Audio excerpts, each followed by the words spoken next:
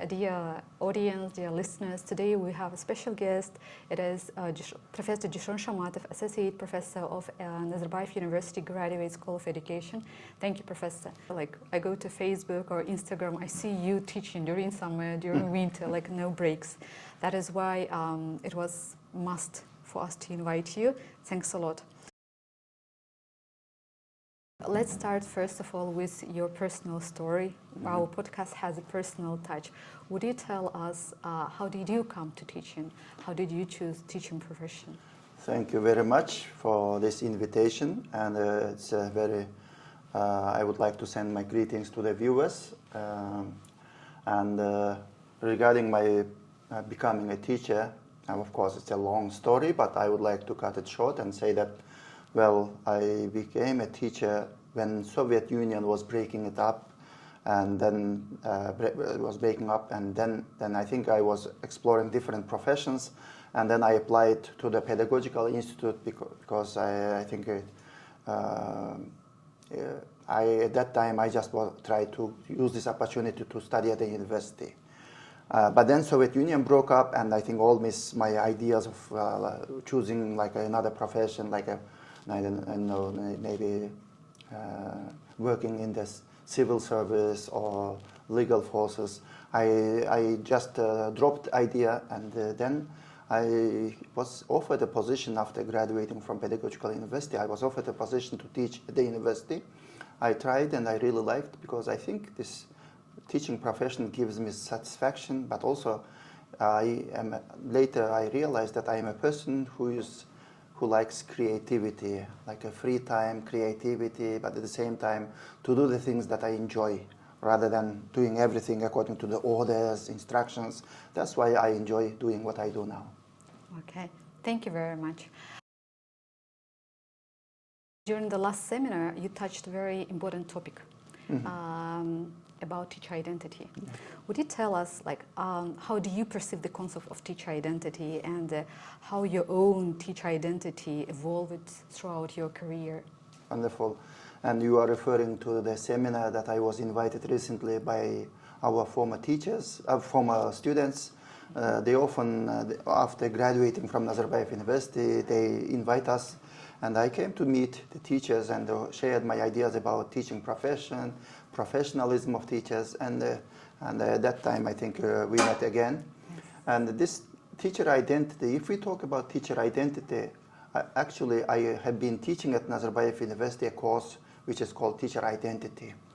Of course, this is now I am every year I am revising the course, but this has become one of my favorite courses because I think this course really helps the master students who come to Nazarbayev University to reflect on their own practices, to question about how they have become teachers, who played key role in their becoming a teacher, and as a teacher, what kind of challenges one faces, and how do they deal with those challenges.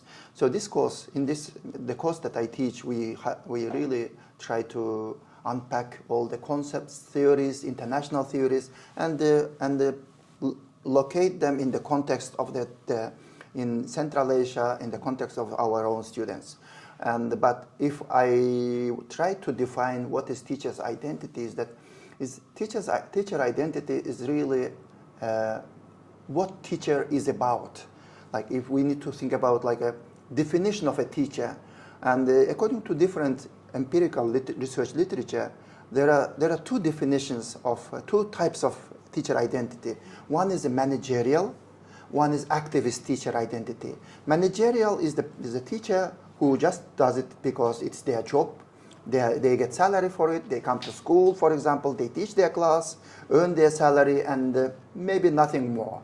But activist teacher identity is really a teacher takes it as a calling. Teacher looks at the profession as something that they can make a difference in the lives of their students. And they actively involve not only within their classrooms, but also they interact with other colleagues. They can bring the positive changes at the school environment or even in the community. Activist teacher identity is something that we need to promote. Otherwise, I think teacher's role will be only limited, confined to the teaching, which is kind of a managerial. How do you think, in what ways do external factors as social expectations from society, some educational policies influence teacher identity? Are there any? Excellent question, and I am actually translating this book by Andy Hargreaves and Dennis Shirley. The book is called The Fourth Way, the inspiring future of educational change. By the way, Andy Hargreaves was my teacher, was my professor at the University of Toronto OEZ, one of the leading specialists in the field of educational reform. And I often use this book when I discuss when I try to explain my thoughts about the teacher's role, teacher's work. Teachers do not work in isolation. They do not work in a vacuum. What teacher does is greatly influenced by the societal, political, economic factors. And the teacher's role also evolves across time. And this is not only in Kazakhstan, all over the world. And then this book also explains very well.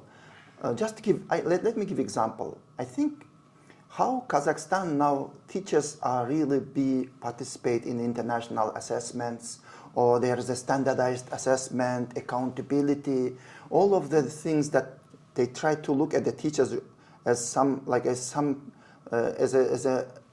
a matter of how do you look at the teacher's role?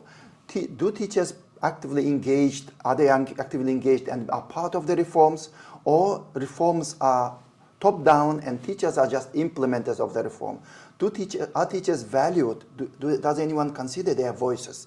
Therefore, I think if we look at it, teachers can be, it depends also on the teachers, but if the society and the higher-ups look at the teachers as some people who do not know much, but they need to be given all the instructions, they will be prepared all these step-by-step algorithms of teaching without valuing what teachers know, then we will be not capitalizing on the valuable wealth of teachers' knowledge. As a result, a lot of reform initiatives fall short because teachers do not become active participants of these reforms. Therefore, it's extremely important to look at what kind of other societal, the broader factors influence teachers' roles.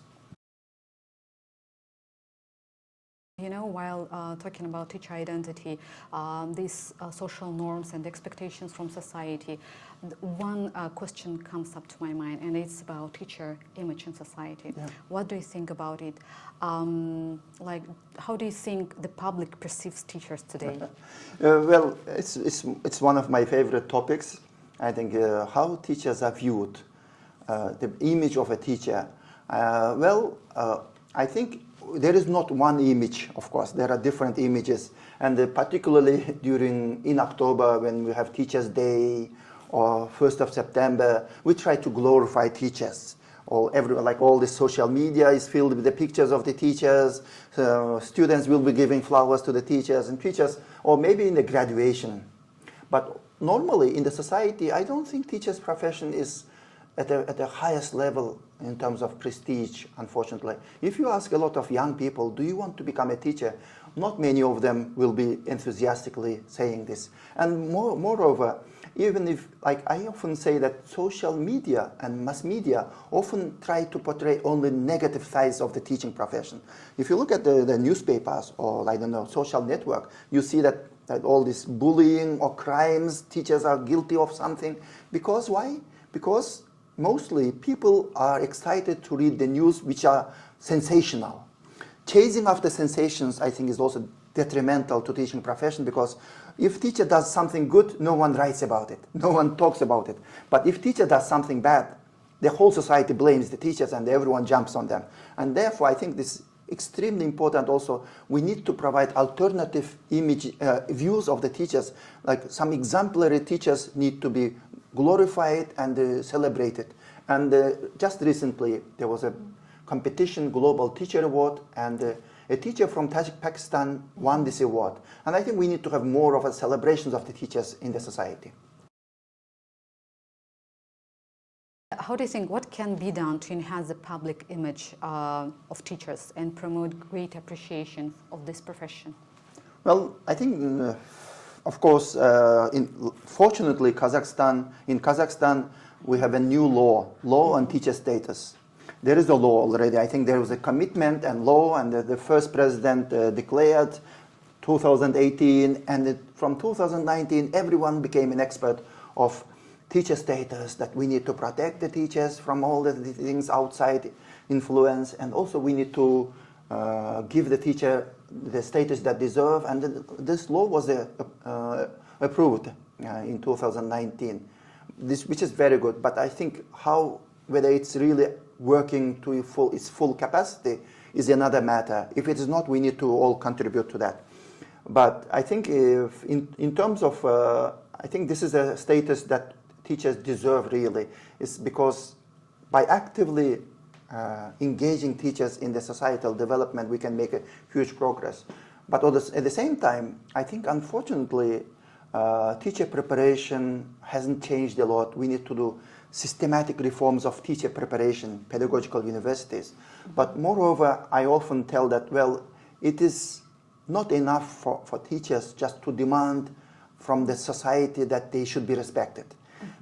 It is our role of the teachers, it's our responsibility to work on our own professionalism, to work on our own professional development, to be excellent teachers. Then I think parents will respect us, society will respect us. If we don't do our job properly, I think people and the society, communities, they will be also skeptical about ourselves, our work. So I think one of the ways is teachers to take an initiative, right? To put the highest standards for their own development. Yep. And the really, I think make a commitment.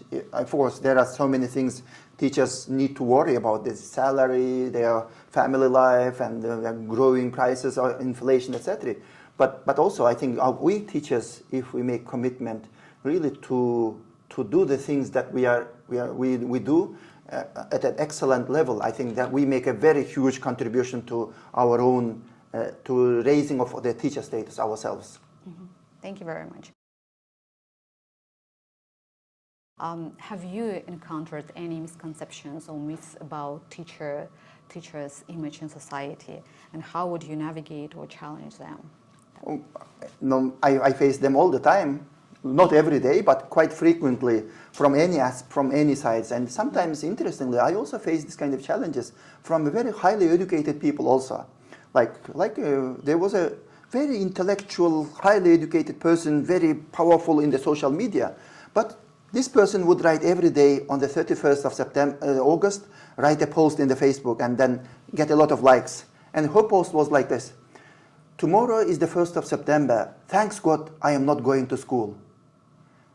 And then I write a comment. Why are you happy that you are not going to school? Well, school is bad, and the people, these children are manipulated. All this and indoctrination takes place.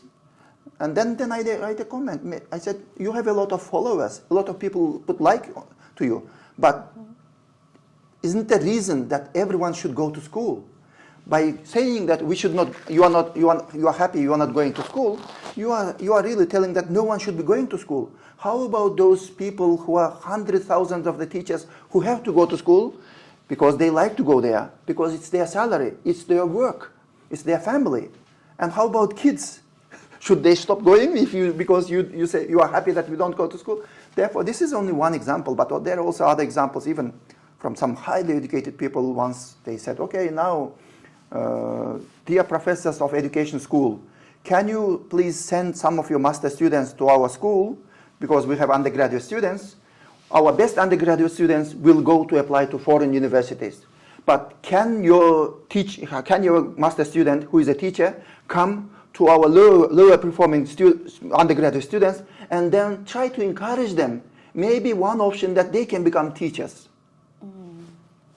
What kind of signal are you making that the strong ones go to foreign universities to do studies, to master's degree, but the poorest ones, you go to school? We are giving the wrong signals. Then I said, no. Let them come to all the students, and it's up to the students to make a decision. Otherwise, you are saying that only the losers will go to school. I think this is the highly educated people give this wrong message. You touched another thing about teachers' well-being, right? Yeah. You said that if teachers stop going to school, what about the kids? And we see here a big shift, upbringing, moving from families to schools. And in schools, we have teachers. The soul of schools, students and teachers. But lately, what I noticed among my friends who are teachers, whenever I go to any social networking sites, I see about discussion, burnout. Are there any common symptoms or signs observed among teachers? Yeah, I think unfortunately unfortunately burnout also happens among many teachers. Not only Kazakhstan, it's quite an international phenomenon. Of course, countries like Finland or Singapore, the prestige of a teaching is a very at a high level. Of course, people, I know that in Singapore, they select only 20% of the applicants they select for teacher education. And after graduating, they tend to stay in the teaching profession. But other countries, I think there are so many reasons. There is a lot of research on this topic, by the way. Even our master students, one brilliant master student under my supervision wrote exceptional thesis on teacher satisfaction and etc. Well, burnout mostly, I think, happens often. Unfortunately, it's a permanent issue. It's not just burnout doesn't take place, like for example, I think in a particular time of the teachers, it's a growing dissatisfaction, or Andy Hargreaves also calls it intensification, is a permanent being overloaded with so many things at work, and this is really, it affects the well-being of the teacher, because the more teachers work, probably sometimes to earn more salary, but also it is detrimental to the quality of their services. But teachers start getting frustrated with the things that they do. And I think here, key issues here is really about the support they get and what kind of environment they work. And if they work in a collaborative environment, there is a very likelihood that teachers, like a feeling of the burnout will be decreased. If teachers have good peer support, collegiality, there is someone who can ask, how are you doing? Can I offer your support? If the school is very competitive, or they have a very culture of okay, if the teacher leaves, I will get her classroom, I will get her resources. If you have this kind of a competitive environment, I think it doesn't help. So no one cares if a teacher leaves, because another teacher will be celebrating because they'll get additional resources. So in a way, the role of the leadership is extremely important. If the leadership identifies issues that may lead to the burnout, and they systematically prepare some systems which will not be even creating conditions for teacher burnout. If teachers feel that they are recognized, they feel they are valued, their voices are heard, and they can raise their voices without any concern or without any being even punished. So I think somebody is there to listen to them. I think there is a huge likelihood that burnout will not take place, and teachers will be able to stay in the teaching profession. Because if teacher retention, teacher burnout leads to teachers quitting the teaching profession, that's the huge loss to the resources also. Because school will need to hire more teachers, and it takes time till you do proper welcoming, socializing, orientation for them. Especially if it is a young teacher, there should be a very systemic induction, which is again takes a lot of resources and time. Thank you very much. What role should schools and educational institutions play in supporting the well-being of teachers? Well, well-being of the teachers, number one, I think schools need to think that teachers are the human beings. They are not robots. Teachers have their lives, have their ups and downs. The teachers have their moral purpose of teaching. They come to school to provide education. And if teachers are provided safety and the room to exercise what they can do, in this regard, I think the educational institutions should really consider teachers as professionals, as knowledgeable people, as professionals, asking them what is right for them to do in their classrooms rather than telling the teachers what to do. And I think this is a huge step towards supporting teachers' well-being. Teachers often, and that leads also to teacher burnout, teachers often burn out when no one values them. No one thinks that they are good at what they do. So that. Thank you. What role plays professional development in effectiveness and satisfaction of teachers? Very important role. Professional development is necessary, and teachers need to realize that it is for their own benefit. Professional development is not done for the sake of doing it, because professional development teachers need to constantly work on their development, whether it's like a centralized going to attend the courses where they get certificates, or school-based professional development. Every day they work on their own or with their colleagues. It is necessary because teachers constantly need to really think about how they can really catch up with the latest theories and the ideas of the teaching profession. If teachers do not work on their own professional development, they stop being effective. And I think with this fast-changing world, young people immediately know that, okay, my teacher is not really catching up with it. I think so that's why teachers need to work on their professional development systematically. But I think professional development, formal professional development is also changing. There are some issues in the past. The research was documenting. One of them is that I think teachers' voices and teachers' needs should be considered while developing courses for the teachers. In the past, it was like almost one size fits for all. Like a professional development, somebody thought that this professional development course is necessary, and let's deliver it, and without even checking with the teachers whether they need it or not. And the teachers, of course, they would come, and some of them would realize, well, I don't need this one. And therefore, it turned in a way like kind of a formality, and teachers would be coming to some of the courses only to get a certificate. But instead of that, I think more and more school-based professional development is really very effective. And whether even if it is in the center, is really to identify and find out teachers' needs-based professional development is necessary. But of course, professional development should be in line with the latest developments of the pedagogy, research in education. And after that professional development is over, another issue was in the past was that there was no follow-up. There was no follow-up and systemic support after teachers attend the professional development. Basically, maybe when they come back to school, there was no one asked, okay, what did you learn? How are you doing it? How are you implementing your learning?